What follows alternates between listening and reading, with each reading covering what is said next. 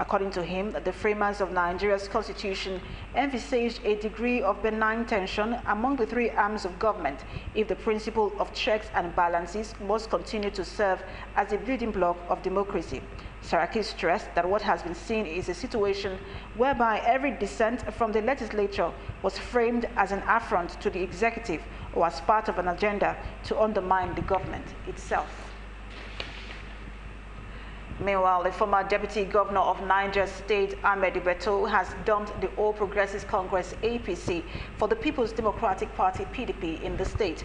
According to reports, Ibeto is currently undergoing the process of obtaining his PDP membership card from his ward in Magma local government area of the state. Ibeto was the Deputy Governor for 8 years to former Governor Muazu Babangida Aliyu. He decamped from PDP during the 2014-2015 general election for the ruling APC after he lost the party's primaries. Away from party defection now, the Economic and Financial Crimes Commission, EFCC, has detained Deputy Senate President Ike Ekweremadu for alleged fraud and failing to explain how he came to own 22 properties in Nigeria, the United States, the United Kingdom, and the United Arab Emirates, UAE. EFCC spokesman Wilson Uwujare, who confirmed this, said Ekweremadu honored the invitation of the EFCC around 9 a.m. on Tuesday, but was still in custody as of 9 p.m. Report says the Deputy Senate President was under investigation for allegedly owning about 22 properties, some of which he failed to declare in his asset declaration form at the Code of Conduct Bureau. And now, on the Benue governor's impeachment notice, the presidency has debunked claims that President Muhammadu Buhari is involved in the move by minority members of Benue State House of Assembly to remove the state governor Samuel Otom. The special advisor to the president on media and publicity, Femi Adesina, who disclosed this to journalists, said President Buhari will never be part of any unconstitutional act. Adesina said any attempt to link the president with past occurrences whereby a minority number of lawmakers removed governors will not stick. Still on Otom's impeachment notice, members of the People's Democratic Party, PDP, in the House of Representatives have condemned the police and the Department of State Security Service, DSS, for the role played in the impeachment notice served on Benue State Governor Samuel Otom. Deputy Minority Leader, House of Representatives Chukwuka Oyema, who disclosed this to journalists in Abuja, frowned at the state lawmakers for raising a motion of impeachment on the governor, despite their failure to form a quorum. Oyema condemned what he termed the ignoble action that is unfolding under the supervision of the All Progressives Congress APC-led government and the police in Benue State. We condemn the gross injustice in Benue State, and we hereby affirm that constitutionally, at least 20 members of the House of Assembly must sit to form a quorum, and thereby, in its entirety, the so-called impeachment process begun by 7 renegades and their sponsors must duly be described by all Nigerians as illegal, an illegality and exercise in futility, which shall remain null and void. Also, the governor of Benue State is only fighting to protect his citizens. He's only fighting to protect the land of his people. Deputy House Minority Leader Oyema Chukwuka speaking there. Still on Benue politics, heavily armed security operatives have chased the clerk of the Benue State House of Assembly, Teresa Angino, and other officials of the Assembly out of office. Angino, who disclosed this to journalists in Makurdi, said he and others were ordered out of office by security men 2 hours after he resumed for duty on Tuesday. He said the security operatives told them that the Commissioner of Police has ordered them to tell the members of Assembly to leave the complex, giving no reason. Meanwhile, a former Senate President, David Mark, and the former Kano State Governor, Rabiu Kwankwaso, have faulted the move by minority members of the Benue State House of Assembly to remove Governor Samuel Otom from office. And now on alleged impeachment threats, barely 24 hours after the impeachment of the Kano State Speaker Yusuf Abdullahi Atta, the state's Deputy Governor Hafiz Abubakar has petitioned the Police and Department of State Security Service (DSS) for alleged threats to his life and plans to impeach him. In the petition addressed to the Kano State Police Commissioner Rabiu Yusuf, copied to the Assistant Inspector General in charge of Zone 1 and others, Abubakar called for security operatives to protect him. The Kano State Deputy Governor also accused the government of disbursing funds to mobilize youth from the 44 local government areas of the state to protest against his continued stay in office. On now to Imo politics. The impeached former Deputy Governor of Imo State, Eze Madumere, has accused Governor Rochas Okorocha of being behind his impeachment. Madumere, who was impeached by the State House of Assembly over alleged gross misconduct, in a statement by his media aide, Uche Onwucheka, described his removal from office as illegal, saying neither the lawmakers nor the 7-man panel set up by the Chief Judge of the state, Pascal Onandi, invited him to any of their sittings. Madumere said the State House of Assembly is being used as a tool for political witch hunt by the state governor, Rochas Okorocha. Still on Imo politics, following the impeachment of the former Imo State Deputy Governor, Eze Madumere, on Monday, the State High Court has stopped the swearing-in ceremony of the Deputy Governor-designate, Callistus Ekenze, at the state government house. The Commissioner for Justice, CJ, and Attorney General of the state, Militus Lemedium, who disclosed this, said there is a court order by Owerri High Court stopping the CJ from swearing in the Deputy Governor-designate. Lemedium mandated the governor to vacate the order if he must swear in Ekenze as the new Deputy Governor. On now to the World Day Against Trafficking. The operatives of the National Agency for the Prohibition of Trafficking in Persons, NAPTIP, Edo State Command, has expressed concerns over the plight of victims of trafficking and modern-day slavery. NAPTIP and other stakeholders are calling on the society to join hands in creating awareness to stop the scourge. This, according to them, will usher an important commemoration of the 2018 activities. They report. World Day Against Trafficking in Persons is held annually on July 30 of every year. Speaking on the occasion, operatives of the National Agency for Prohibition of Trafficking in Persons, NAPTIP, expressed concerns that thousands of men, women, and children still end up in the hands of traffickers every year. In commemoration of the day, NAPTIP and other stakeholders called on Nigerians to join hands in creating awareness to stop the growing surge. Human trafficking is a global issue, and so we need a global solution to be able to solve the problem. NAPTIP as a focal agency cannot do it alone. We need the collaboration of every stakeholder to fight the fight. Over the years, we have rescued over 3,000 victims of human trafficking. This year alone, we have rescued over almost 500 victims of human trafficking.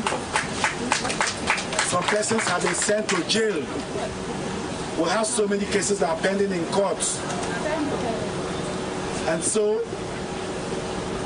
today is an awareness raising day. It has gone to the point where we cannot say, oh, I'm not affected, I cannot do anything about it. We are all affected as a society. And it's not an issue that concerns only the females, the women and the young girls. It's not an issue that concerns only them. We all have to join in the fight, and we have been there doing everything. We have raised awareness. We have even gone to villages to raise awareness. When we discovered that traffickers know they have not shifted their base from towns to villages, so we went there too to raise the awareness, to know what, for them to know what's going on and how to say no when any trafficker approach them. So what was here for today is to raise awareness. We cannot stop because trafficking is still ongoing. Not until it is totally eradicated, we cannot stop raising awareness. We cannot stop in the fight against human trafficking. other participants speak on effects of trafficking on people and its preventive measures. For us as non-government organizations here in Edo State, we are also in the forefront fighting against this human trafficking. By the grace of God, next week we shall be going to community, although I've not informed you yet, to sensitize the community concerning the need for them to shun trafficking, engage them, mostly the women, to let them know that we have it here in Edo State. It's not about sending your daughter over there to sell their body just because you want to tie a wrapper to the detriment of the children. The Immigration Service has been very active in curbing and stopping this trafficking in Edo State and in Nigeria at large. And also to tell everyone that irregular migration, there's nothing wrong with you traveling, there's nothing wrong with you migrating if it's for a good cause. Have your proper document, your proper traveling documents, your international passport. Find out more about the country you are going to. Don't just enter the road because everybody is going. See, human trafficking is something that has affected each and every one of us, either directly or indirectly. And I'm very glad that we have decided that we are going to say no to trafficking today. We can't just leave this work for the government alone. We have to do our own parts. Tell a friend to tell a friend. Say no to trafficking. Sometimes it's not always greener on the other side. There are people who have actually made it here in Nigeria. And if you stay in Nigeria, you find out that there are lots of things you could actually do without having to sell yourself or having to sell your body, without having to trade your intellect for just men or jobs. The theme of this year's World Day Against Trafficking in Persons is Say No to Trafficking. You're still watching News at 10 on Superscreen television. We'll take a break now and we'll return with news from the business scene. Stay with us.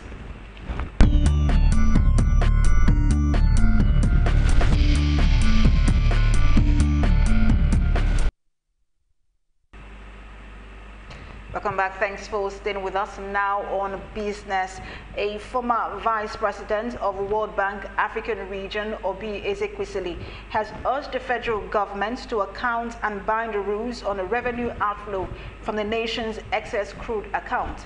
Ezekwesili said the absence of rules or practices governing deposit, withdrawals, and investments of the ECA led to Nigeria being ranked as having the most poorly governed sovereign wealth fund among 33 resource-rich countries in a 2017 report by the Natural Resource Governance Institute. She said there is need to develop a mechanism to bring the federal and state governments together to discuss issues that would target sound policies, strong dynamic institutions, and investment to develop the economy, rather than depending on oil revenue for survival. On now to the foreign exchange market. The Central Bank of Nigeria, CBN, has injected $210 million into the foreign exchange market to meet customers' requests in various segments of the market. The Senior Manager, Department of Development Finance, CBN, Chinedu Zephaniah, disclosed this at a workshop on funding Nigerian SMEs. He said CBN offered $100 million to authorized dealers in the wholesale segment of the market, while the small and medium enterprises segment got $55 million. It said customers requesting forex for invisibles such as tuition fees, medical payments, and basic travel allowance were allocated the sum of $55 million. And our winners of the third edition of the Youth Enterprise with Innovation in Nigeria (UWIN) program have stormed the headquarters of both the Ministry of Finance and the All Progressives Congress APC in Abuja to protest unpaid grants. The angry youths, who were in their hundreds, accused the Minister of Finance, Kemi Adeosu, and other top ministry officials of frustrating the release of the grants for almost a year. Speaking to journalists during the protest, some of the affected entrepreneurs in the UWIN 3 program said each beneficiary is expected to receive between 10 million and 20 million naira to start a business.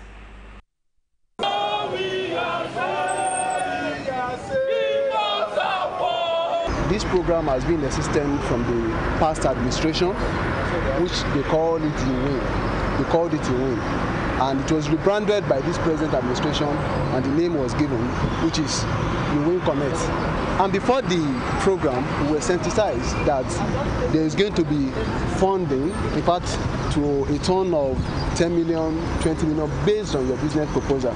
Then after we submitted our applications, that was last year, about 200 and something people applications were received, 200,000 and something applications were received, and it was screened to about 55,000, which we passed through online training for about a month. And after the training, successful winners were chosen based on paper characters. That's 5,000 winners were chosen. And these 5,000 winners were chosen, were given several categories. We have the national winner, the state winner, then we also have the regional winner.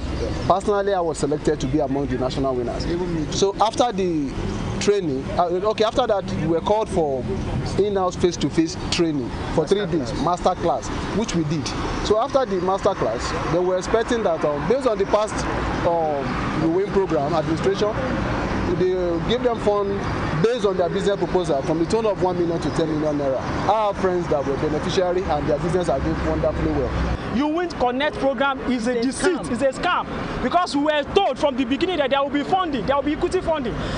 Honorable Minister of Finance herself came on board introducing this UWIN Connect, that there will be equity funding. But we are shocked to be hearing different entirely. The worst part of it is that they are saying there is a PP program, public partnership, or how do they call it? There is a private partnership that the 2.5 billion naira has been set aside, or probably they are looking up to get 2.5 billion naira so as to fund it. Now the question is, even we after undergo this training, after spending our money, our resources, what is our gain?